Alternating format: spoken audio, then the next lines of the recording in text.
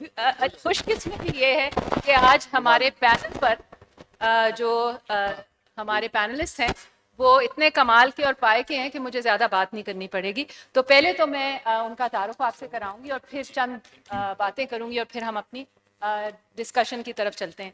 माजरत से मुझे आज मनीज़ा हाशमी साहिबा की जगह लेनी पड़ रही है और मुझे पता है कि उन जैसी तो मैं मॉडरेशन नहीं कर पाऊंगी, लेकिन मेरी कोशिश होगी।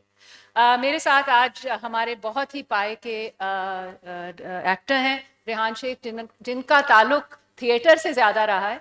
और जब कोई एक्टर थिएटर से आता है तो जो उनकी प्रोसेस होती है ऑफ एक्टिंग और कैरेक्टर की डिपिक्शन, वो कमाल की होती है। तो आज हम इनसे भी बात करेंगे। इन्होंने जर पत्तों के बन में मलिक नादिर का किरदार अदा किया था और क्या कमाल का किरदार किया, उस पर हम आज बात करेंगे।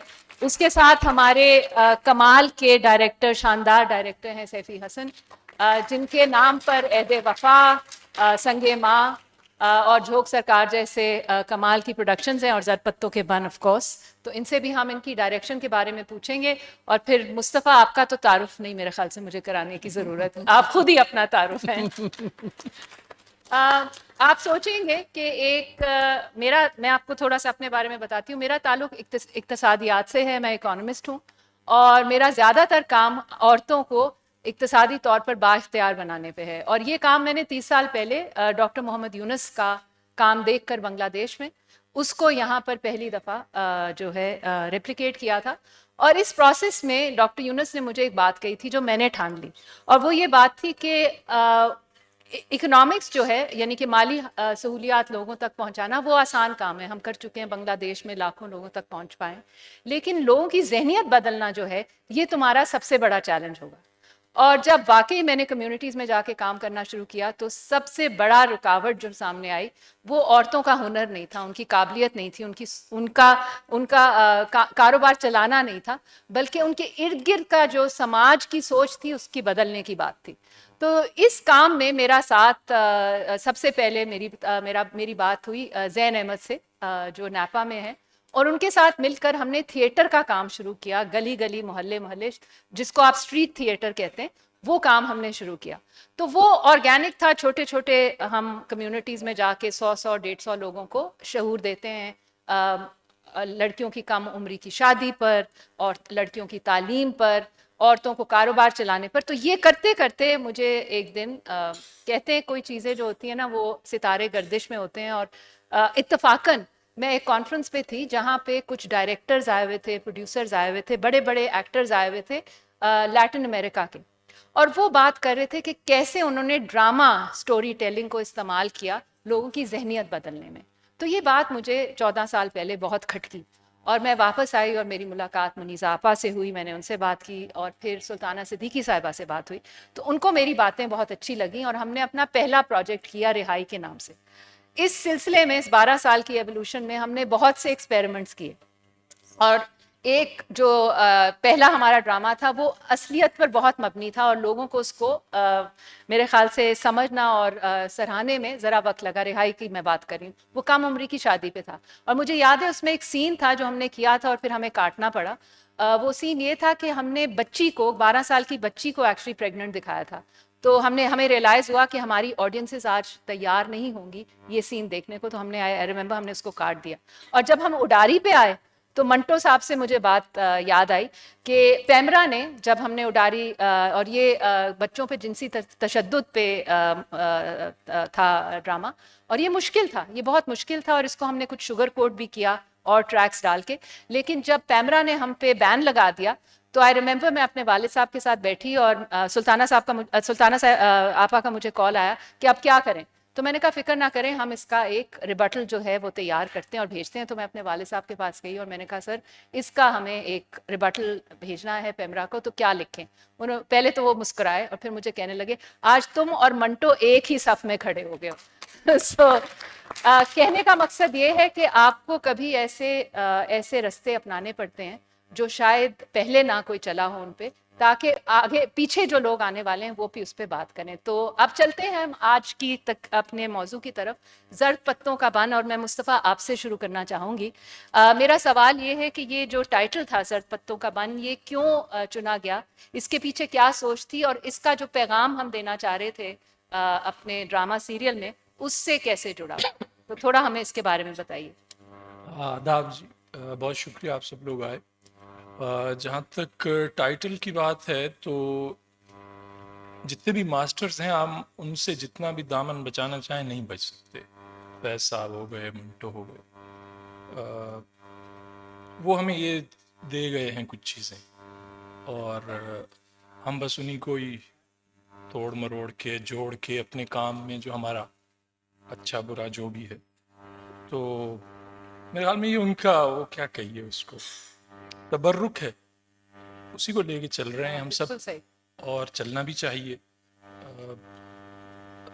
यही एक तो थॉट था। दूसरा, जो इस प्ले की जो थीम थी या जिस जगह हमने सेट किया था, लगता है, मुझे लगता है कि हम एक जर्द पत्तों के वन में ही जिंदा हैं, और उम्मीद है किसी बहार की कि कभी तो आएगी। उम्मीद पे हैं हम, तो इसलिए शायद रखा है हमने। मेरे जहन में ये था, वो एक उम्मीद, इस बन के बाहर जब इससे पार निकलें शायद कहीं बाहर हो, कहीं कुछ रोशनी हो। सॉरी, मैं इतना लिखने का मैं बहुत वो हूँ, बोलने में मैं तो बहुत माठा हूँ, तो माफ़ नहीं कीजिएगा। नहीं, बिल्कुल। और इतने बड़े बड़े लोग बैठे हुए हैं, किश्वर आपा हैं, असगर साहब हैं, और दुख्तरान मंटो हैं, तो मुझे थोड़ा सा आ भी रहा है हाँ, चले, यही इसमें। सवाल आपकी तरफ भी है कि ये जड़ पत्तों का बन क्यों हमने इसको और इसमें आगे पीछे भी हुआ था, तो थोड़ा चॉइस जो थी जी इसकी, जी वो कैसे हमने की और क्यों की? जर्द पत्तों का बंद, जो मुस्तफ़ा ने दूसरी बात की, पहली बात तो बिल्कुल ये हमारे बुजुर्ग जो हमें दे गए हैं तबर्रुक, वो तो है ही, लेकिन ये बात बिल्कुल हमारे पेश नज़र थी कि जर्द पत्तों का बंद, पीले पत्तों का जंगल, ऐसा जंगल, खिज़ां जंगल। तो हमेशा इस दुनिया का उसूल है कि हमेशा खिज़ां के बाद बहार आती है, तो वो उम्मीद हमारे साथ जुड़ी रहती है। और हमारा मकसद भी, रुशाने कश फाउंडेशन, इनका मकसद भी सिर्फ मसाइल या आईना दिखाना ही मकसद नहीं होता, बल्कि एक उम्मीद देना भी माशरे को। बहुत अच्छी तरह से आप लोग ये काम करते हैं कश फाउंडेशन वाले, तो वो हमारे जहन में था। बल्कि बीच में ऐसा भी हुआ कि क्योंकि हमें मालूम है कि हम टीवी पे चलाने वाले थे, हम टीवी की एक बहुत बड़ी ऑडियंस पाकिस्तान से बाहर भी है, जो शायद हमारा ख्याल था कि शायद इस तरह सकील हो जाएगा उनके लिए, ये नहीं समझ पाएंगे। और फिर हमने ये मौका भी आ गया कि हमारा एक ग्रुप बना हुआ था आपस में, कि उसके ऊपर भी नाम सजेस्ट करना शुरू किए लोगों ने। और फिर हम एक नाम पे, शायद कूक के ऊपर, हमारा कूक, जो कोयल की कूक होती है, कूक हमने डिसाइड कर लिया। Hook hook, hook sorry, hook, हाँ सॉरी, हुक, हुक के ऊपर अग्री हो गए। लेकिन फिर उसमें मेरा दखल था, मैंने कहा नहीं सॉरी, मैं जर्द पत्तों का बंद इस कदर रच बस गया था हम लोगों की गुफ्तगुओं में कि फिर मैंने कहा नहीं यार, मैं यहाँ पे डायरेक्टर्स कॉल लूंगा और मुझे इस पे जर्द पत्तों का बन ही टाइटल चाहिए। तो वो फिर सबने कहा बिल्कुल सही है, यही रखते हैं। बस अल्लाह ने इसको इज्जत दी। तो सिर्फ इसी से बात निकालते हैं कि हम जरपत्तों के बन में बहुत बरक्स था जो आजकल आपको टेलीविजन पे नजर आता है। एक एक घर है, एक बड़ा शानदार घर है, उसके अंदर ही स्टोरी चलती है। आपको एक लोकेशन ढूंढनी थी, और लोकेशन इस स्टोरी के लिए, इस कहानी के लिए बहुत ज़रूरी थी। जी। तो ये आप, और आपका कमाल है कि आप लोकेशंस को कैरेक्टर बना लेते हैं, स्टोरीज में किरदार की हैसियत हो जाती है। तो ये कैसे कैसे आपने ढूंढा, और आपकी क्या इंटरप्रिटेशन थी उस गांव की, कैसर कलां की, जो आपने स्क्रीन पर दिखाया? अच्छा, मैं आप शेयर करूं, ये मेरा कमाल नहीं, ये कमाल आफरीद साहब का है। वो जब लिखते हैं तो वो, मैंने इनके बहुत से ड्रामे बनाए, और कोई भी ड्रामा घरों के अंदर शायद 20-25% घरों के अंदर था, और बाकी 70-75% मुझे गर्मी सर्दी भुगतनी पड़ती है इनकी वजह से। मेरा बस चले तो मैं अपने घर से ना निकलूं, बजाय इसके कि जाके गांव में शूट करूं। लेकिन मुस्तफ़ा की राइटिंग में खास बात ये होती है कि आप को एक माहौल वो खुद अपनी सीन में बना के दे देता है। आप जब सीन पढ़ते हैं तो वो आपको लिखा हुआ नहीं होता, लेकिन आपको वो माहौल नजर आने लगता है उसके सीन में कि ये किस सेटिंग में होना चाहिए। अगर कोई दरख्त लिखा है तो वो दरख्त अकेला दरख्त होना चाहिए वहां पर, जिस तरह जद पत्तों में था। तो ये मुस्तफ़ा की कहानी की खास बात है, जिसको हम फॉलो करते हैं और कोशिश करते हैं कि जो जो पढ़ते हुए, जो सीन पढ़ते हुए मेरे जहन में इमेज बना या एक्टर के जहन में इमेज बना, हम लोगों तक भी वही इमेज पहुंचाएं। उस इमेज की तलाश में फिर हम निकलते हैं। और आपको पता है कि मुख्तलिफ पंजाब का था, पहले हम सियालकोट में सोच रहे थे, फिर क्योंकि हम सर्दियों में कर रहे थे सियालकोट में, जब मैं रेकी करने गया तो वहाँ पे धुंध थी और कुछ इतना मतलब हमें इतने मज़े का एक गांव नहीं मिला। अच्छा, एक गांव तो वैसे भी आपको बताऊं कि एक गांव में शूट नहीं हुआ, ये 3-4 गांव को मिला के हमें एक गांव बनाना पड़ता है। घर कहीं होते हैं, दरख्त कहीं होता है, खेत कहीं होते हैं, लेकिन हम उसको इस तरह से प्रेजेंट करते हैं कि वो एक केसर कला की ज़मीन आपने देखी। तो बस यही।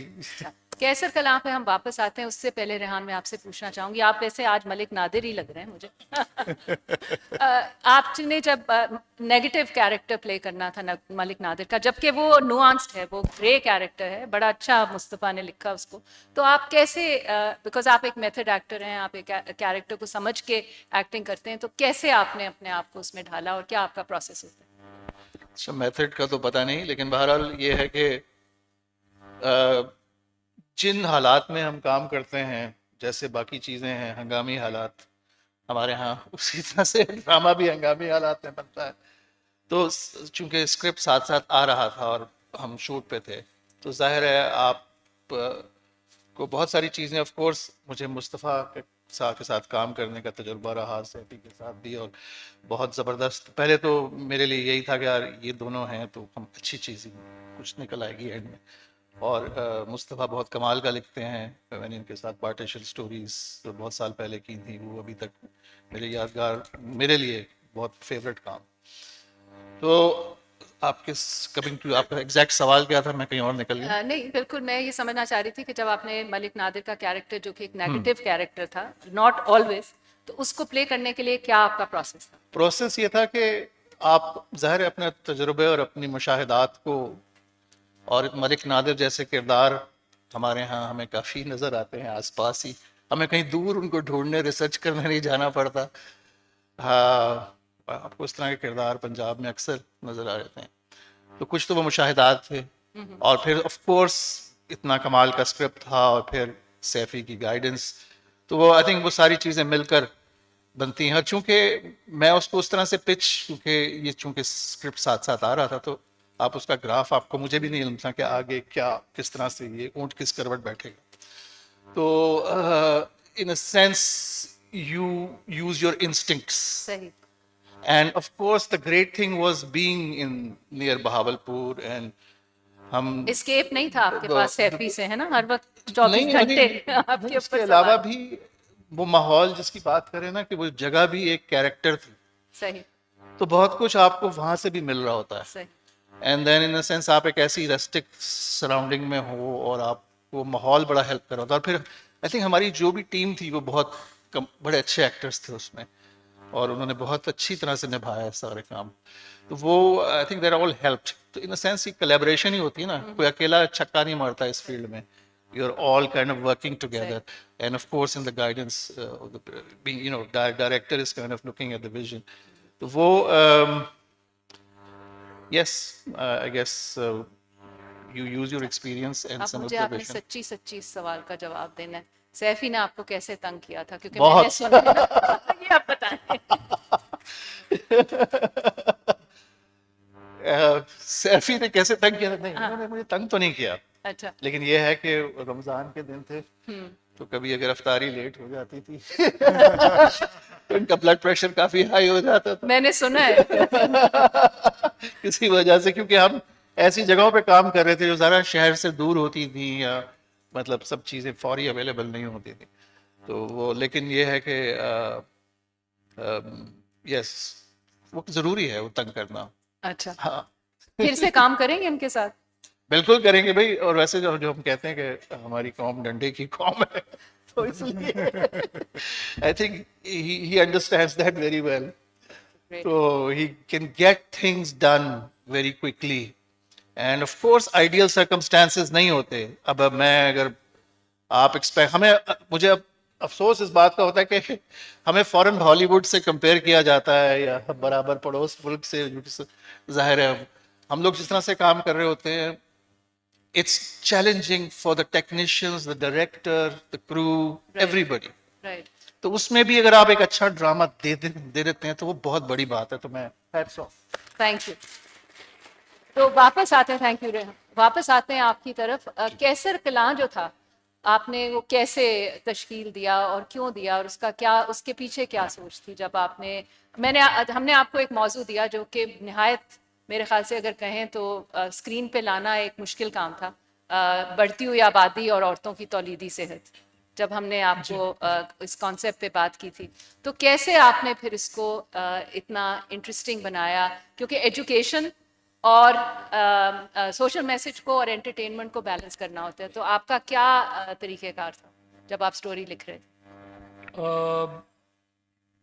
मेरी कोशिश होती है कि जब कोई भी ड्रामा लिखूं तो उसमें सारे किरदार जितने भी हैं उनकी कोई ना कोई कहानी हो। तो जहाँ पे वो कहानी हो रही है, जैसे संगे माह में हमने एक जगह बना दी ऐसे ही, लसपीरान के नाम से एक गांव। वही टेक्निक यहाँ भी इस्तेमाल की, यहाँ केसर कलां के नाम से एक गांव बना दिया, और उसमें बहुत सारे लोग हैं जिनकी अपनी अपनी कहानियाँ हैं। और ये अगर खुश्क मौजू है तो उस इलाके में रहने वाले जितने भी लोग हैं वो खुश्क नहीं हैं, वो उनमें ह्यूमर भी है, उनके पेन भी हैं, उनका गिल्ट भी है। तो वो सारी चीज़ें मिल मिला के उस खुश्क मौजू को किसी न किसी तरफ ले जाती हैं और देखने के काबिल बना देती हैं। कुछ चीज़ें हैं ऐसी हमारे जो हम कहना चाहते हैं नहीं कह सकते, तो उसके लिए हमें कुछ ना कुछ उसकी पैकिंग करनी पड़ती है। तो उसी में ही ये भी उसी का एक हिस्सा था कि हम एक ऐसी जगह बनाएं, एक कैसर कलां, जहाँ पे हम वो बात कर सकें जो हमारे इर्द गिर्द सब कुछ हो रहा है और हमारी पकड़ भी ना हो, डरते हम पकड़ से। ये बात बड़ी इंपॉर्टेंट होती है। और एक बात एक्चुअली पहली मीटिंग में आपको भी याद होगा कि हमने पहली मीटिंग में डिसाइड किया था कि हम एक मिनी पाकिस्तान बनाएंगे। जी, केसर कलां दरअसल एक छोटा पाकिस्तान था। तशबीहन और बना। एग्जैक्टली, तो वो उस तशबीहात के जरिए, उन मेटाफर्स के जरिए हमने वो बात कही जो अगर हम वैसे डायरेक्टली कहते तो शायद यकीनन हमारी पकड़ होती। सो वो फाइन बैलेंस जो था ह्यूमर का, मजाक का, वो कैसे मेंटेन किया आपने? और आपकी जोड़ी जो है अब माशाल्लाह काफी 14-15 साल से काम कर रही है, उसके पीछे क्या है, सक्सेस फैक्टर क्या है? मुस्तफ़ा यूं बज़ाहिर बोलने में बहुत शाय हैं, शाय मतलब थोड़ा से शर्मीले से हैं, लेकिन इनका कलम जबरदस्त कॉमेडी लिखता है, बहुत अच्छा। और ये सटायर लिखता है, और उस सटायर को उस सटायर में जो बात होती है वो बड़ी डीप होती है। तो ये इनके अंदर अल्लाह मियां ने इनको एक सलाहियत दी हुई है जिसका ये बखूबी इस्तेमाल करते हैं इसको। तो हम डिस्कस करते हैं, हर सीन डिस्कस करते हैं। आपको अगर कहीं पे हमें लग रहा होता है, मुस्तफ़ा एक बात और बताऊँ कि मुस्तफ़ा मेरे साथ स्क्रिप्ट के पहले दिन से आखिरी एपिसोड के ऑन एयर से पहले वाली रात तक साथ होते, मतलब एडिट भी हम साथ बैठ के देखते हैं। उसमें भी बहुत सी चीजें हम निकाल देते हैं, हमें लगता है ये सीन शायद ड्रैग हो रहा है, तो हम दोनों उस पर बहुत तनकीदी नज़र रखते हैं अपने अपने काम पे ही। और बड़े अच्छे अच्छे सीन, ये तो पत्तों के बन में तो हमारे ऊपर रुसाने का डंडा भी था, हम ज़्यादा काट नहीं सके जितने एपिसोड हमने कहा था, वरना हमने इससे पहले संगे माह में कोई 2.5 एपिसोड निकाल दिया था, सिर्फ इस गरज से कि वो हमें लगता था कि शायद वो ड्रैग हो रहा है या मज़ा नहीं आ रहा। जहाँ मज़ा नहीं आता, हम दोनों को मज़ा नहीं आता, तो हम फिर उसको हज़फ कर देते, यक कलम चाक। सैफी आपसे ही सवाल है, टीआरपी रेटिंग जो एक भूत की तरह सवार होता है प्रोडक्शन के ऊपर या प्रोड्यूसर्स के ऊपर या चैनल्स के ऊपर, तो मुझे याद है जब मैंने मुस्तफ़ा को कॉल किया और मैंने कहा कि वो बच्चियां जो हैं जो एज मेड्स जाके काम करती हैं उनकी कहानी हमने ज़रूर डालनी है, और मुस्तफ़ा ने हमने डिस्कस किया और वो रानी की कहानी डाली, और उसके बाद हमें एकदम फीडबैक आना शुरू हो गया कि जी रोमांस डालें, फौरन वापस आए वरना हमारी जो आई बॉल्स हैं वो कम हो रही हैं। तो ये कैसे, ये क्या सिलसिला है और ये कैसे चलता है और ये क्यों, I mean what is the thinking behind this? अच्छा देखिए, टीआरपीज इम्पोर्टेंट हैं। जो जिस आदमी ने 400-500 करोड़ रुपए में एक चैनल बनाया है, तो वो दुकान उसने खोली है। वो हर दुकान खोलने वाला चाहता है कि वो मुनाफा कमाए, और वो टीआरपीज, क्योंकि टीआरपीज से उस ड्रामे की स्लॉट के का जो कमर्शियल का रेट है वो डिसाइड होता है। तो अगर आपकी अच्छी टीआरपीज आ रही हैं तो वो 3 लाख रुपए पर मिनट भी बेच देगा कमर्शियल, और अगर नहीं आ रही है टीआरपीज तो अव्वल बात तो कमर्शियल मिलता नहीं है, और मिलता भी है तो वो ऐसे कमर्शियल मिल जाते हैं कि जी अच्छा ये वाला फलाना चला दें, 50,000 रुपए में भी चल जाएगा। तो वो पैसे कमाने बैठा है। ये हमें जरूर सोचना चाहिए कि वो एक बिजनेस कर रहा है, एक धंधा कर रहा है चैनल वाला। तो टीआरपी उसी के मतलब की चीज है, हमारे आपके मतलब की चीज नहीं है। लेकिन हमें भी उसको बार बार नुकसान देके तो नहीं चला सकते हम उसको भी, हमें एक कमर्शियली वायबल चीज बनाना होता है। तो इसीलिए हम कोशिश करते हैं कि एक शुगर कोटेड चीज रखें, ऐसी के कुछ हमारी रेटिंग कभी भी वो वाली नहीं आती जो सुन मेरे दिल की आ रही है। जी, जी। लेकिन सही है। इतना जरूर बन जाता है कि नुसरत आपा जब आपकी फैन हो जाए तो फिर मैं कहता हूँ इससे ज्यादा टीआरपी हमारे लिए क्या है। रेहान आपकी तरफ आते हैं, और मैंने शुरू किया था आज का सेशन कि मीडिया जो है वो एक बहुत ताकतवर हथियार है ज़हनियत बदलने के लिए। तो आप क्या समझते हैं एज एन एक्टर? अब आपने बहुत से रोल्स प्ले किए, आपने बहुत से ड्रामे किए, आपका माशाल्लाह बहुत किरदार है इसमें। तो कैसे आप समझते हैं कि एज एन एक्टर इसमें आप माइंडसेट चेंज में हम आ सकते हैं? मीडिया का क्या रोल हो सकता है और क्या हमें करने की ज़रूरत है? एज एन एक्टर, बहैसियत अदाकार, you are at the bottom of the food chain. आप इंतजार कर रहे होते हो उस रोल का, क्योंकि कोई लिखेगा, फिर कोई बनाएगा, और फिर आपकी किस्मत होगी कि वो आपको ऑफर किया जाएगा 10 और लोगों के बीच में से, और आपको कहा जाएगा। तो ये चॉइस हमेशा, मतलब मैंने बहुत से ऐसे काम किए हैं, क्योंकि मैंने कहा चलो कर लेते हैं यार, बिल पे करने हैं, बिजली का बिल बहुत ज्यादा आ गया, जैसे मिंटो साहब की ये हमने कर लेते कहानी हैं चुप सुनी। करके। हालांकि you don't agree with a lot of things in the thing, और you think it's not, sometimes you make those compromises which I hate, and I think because initially तो आप काम करना क्यों शुरू करते हैं, because you have a passion for it। तो फिर कोशिश यही होती है कि ऐसे काम कम से कम करें, और जो एक कॉम्प्रोमाइज हो। तो ये this particular project ticked all the boxes, you know, like it was saying the right things, and it was progressive in its approach, और वो माशरे के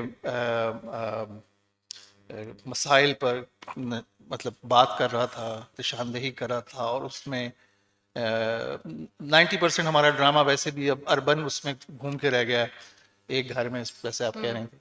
तो इट वाज रिफ्रेशिंग ऑल्सो कि हम एक गांव का माहौल, और इतना ऑथेंटिकली उसको इन्होंने लिखा, ज़ाहिर है इन्होंने ऑब्जर्व किया हुआ है वो सारा कुछ, और उसको नहायत ही ह्यूमरस अंदाज में। तो वो ऑफ कोर्स मीडिया का एक बहुत बड़ा, और इसी वजह से आई थिंक इसकी कामयाबी का राज भी ये है। ज़रूरी नहीं कि रेटिंग्स जिसकी सबसे ज़्यादा आए वो सबसे बेहतरीन चीज़ हो, नो ऑफ कोर्स नॉट, लेकिन इसकी अपनी एक ऑडियंस है, and it spoke to that audience, and it won some new audience. Mustafa आपकी तरफ वापस चलते हैं, और आपने बड़ी अच्छी ख़वातीन की डिपिक्शन की है, बहुत स्ट्रॉन्ग प्रोटैगनिस्ट, फीमेल प्रोटैगनिस्ट हमें प्रोवाइड किए हैं अपने ड्रामा में। तो इसके पीछे क्या सोच है? और उसके काउंटर अगर हम देखें तो एक विक्टिम जो है वो ज़्यादा सेल होती है, एक औरत जो रिग्रेसिव है या जो विक्टिमाइज्ड है उसको हमारी ऑडियंस ज़्यादा देखना चाहती है। मगर आपकी जो फीमेल प्रोटैगनिस्ट है, मसलन मीनू को ले लें, मीनू के किरदार पे अगर आप थोड़ी सी हमें बताएं कि कैसे आपने उसको तश्कील किया और आप कैसे अपने फीमेल कैरेक्टर्स को आगे लेकर आते हैं। मुझे पता नहीं, आज तक समझ नहीं आई कि लोग देखना भी चाहते हैं रोती धोती औरत को, जो देखते हैं उनकी ज़हनी सलाहियत पे, मुझे तो अहलियत पे, उस पर थोड़ा शक है कि वो ज़हनी तौर पे कहीं बहुत पीछे रह गए हैं। अगर वो रोती औरत देखना चाहते हैं तो लानत है उन पे। औरत को हमेशा से ही एक मजबूत औरत ही मुझे लगता है कि चाहे वो माँ की शक्ल में है, महबूबा है, बहन है, दोस्त है, वो हमें दिखानी चाहिए। मेरे हर ड्रामे में होता है, शायद मैंने अपने आसपास ऐसी औरतें देखी हैं जो इमोशन उनके मजबूत थे। हो सकता है वो किसी और उसमें कमज़ोर हों,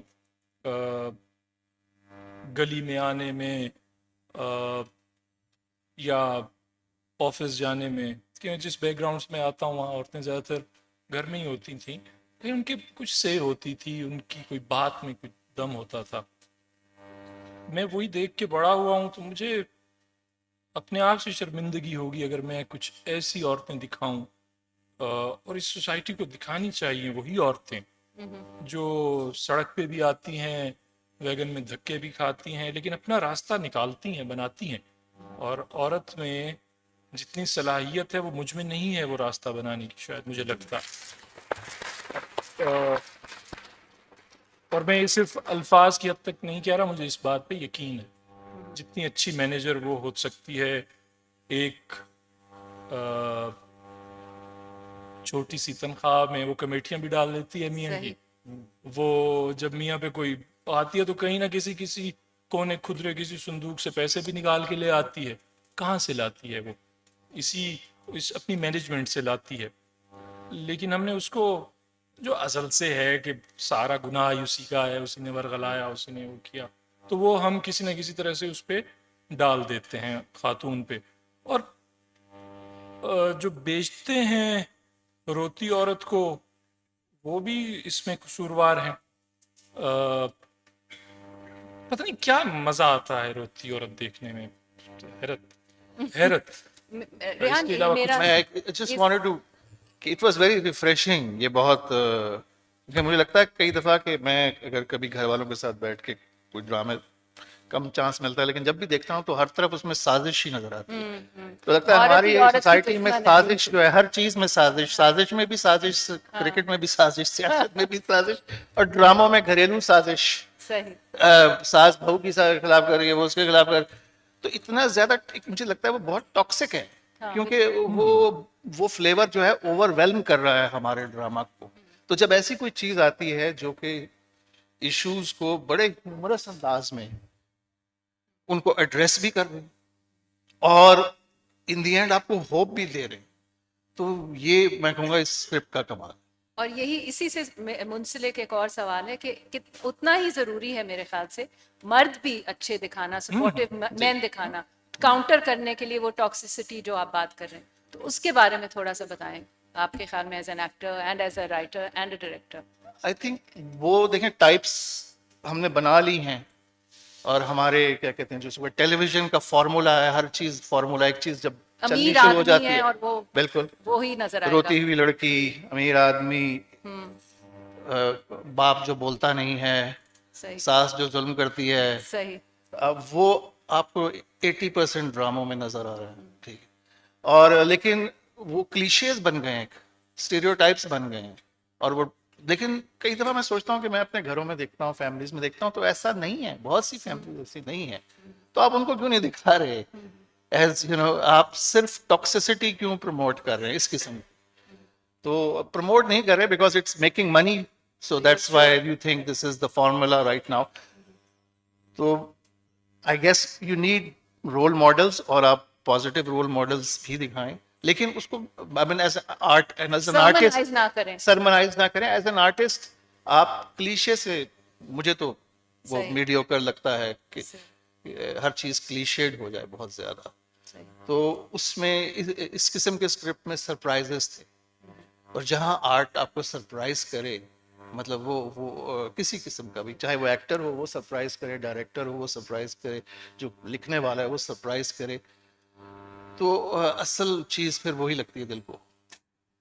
सैफी, आप पे वापस आते हैं। आपने म्यूजिक का बड़ा अच्छा इस्तेमाल किया जड़ पत्तों के बारे में, तो ये कहाँ से आया और कैसे आपने इसको डेवलप किया? असल में जब हम शूट कर रहे थे तो उस वक्त ही हमारी म्यूजिक के ऊपर बातचीत शुरू हो गई थी, जब हम शूटिंग के अवाइल में ही थे। तो मेरे पास सबसे पहले जो हमजा सोहेल, जो हमारे मेन प्रोटैगनिस्ट थे, डॉक्टर नौफिल, वो एक मर्तबा मेरे साथ बैठे हुए थे और हम म्यूजिक, किस तरह के म्यूजिक रखेंगे। तो मेरे जहन में भी था कि जी हम ऐसे साज रखेंगे जो गांव के साज हों, जो देहाती साज हों। तो ये बात सब मतलब पहले से डिसाइड हो गई से जी, तबला रखेंगे, फ्लूट रखेंगे, क्या क्या चीज़ें होंगी, कि कौन कौन से साजों से हम अपना म्यूजिक बनाएंगे। फिर उसके बाद हमने सोचा कि थोड़ा सा हम इसके अंदर बल्कि हमजा का ये ख्याल था कि हम पोइट्री को भी इस्तेमाल करें म्यूजिक के तौर पे, बैकग्राउंड म्यूजिक के तौर पे, जिसके लिए उसने मुझे एक क्लिप दिखाया। आमिर खान की एक फिल्म जो दंगल थी, उसके अंदर उन्होंने इस तरह का इस्तेमाल किया था। तो और क्या, मैंने कहा अच्छा ठीक है, बहुत अच्छा आइडिया है, शायरी तो मैं भी करता हूँ, मुस्तफ़ा भी करता है, हम लोग कह लेंगे शेर, म्यूजिक इसका कैसे बनाएंगे, क्योंकि वो तो हर हफ्ते म्यूजिक बनता है, हर हफ्ते एक एपिसोड बनता है, आपको तो पता ही है। और फिर उसके बाद उसी हफ्ते में एक ही हफ्ता होता है आपके पास जिसमें आपको म्यूजिक भी करवाना होता है, 2-3 दिन लगाता है म्यूजिशियन बनाने में। उसके लिए उसने मुझे एक बंदा भी दिया, वो हसन बादशाह, एक बड़ा अच्छा बहुत कमाल का बच्चा है, लाहौर का म्यूजिशियन है, म्यूजिक के घराने से ताल्लुक है उसका। उसने कहा ये आपके साथ काम करने को तैयार है, उसको बहुत शौक है आपके साथ काम करने का, ये गाने बनाता है लेकिन इसको ड्रामे में काम करना है, और उसने आपका नाम सुना हुआ है और उसने मुझसे कहा था कि मेरी सैफ साहब से मुलाकात करवा। बुलवा लो उसको। वो बेचारा अगले दिन ही पहुंच गया मेरे पास, और फिर हमने बैठ के डिसाइड किया। और फिर हमने बीच में, अगर आप लोगों ने देखा, हमने छोटे छोटे टुकड़े कहानी के साथ जोड़ के उसकी थोड़ी शायरी की, कुछ मुस्तफ़ा ने की, कुछ मैंने की, और वो हम बनाते थे, और वो लोगों को बड़ा पसंद आया। और बड़ा उसकी अलग से जो रिव्यूअर्स, आजकल एक बड़ा रिवाज है ड्रामे के ऊपर जो रिव्यूज आते हैं, उसमें बड़ा जिक्र हुआ उनका, और लोगों को बड़ा लोगों ने उसको अच्छी तरह से लिया जो हमने इस्तेमाल किया। तो इसमें हमजा सोहेल का बहुत बड़ा दखल है। सही, thank you. So I know बहुत से और सवाल थे और बहुत अच्छी गुफ्तगू चल रही थी, टाइम हमारे पास कम है। आप सबका बहुत बहुत मैं आपके शुक्रिया। पिछले सवाल का एक जवाब में जो जी, उस वक्त रेहान बोल जरूर। रहे थे, मेरे जहन में था, मैं आपने अगला सवाल कर लिया।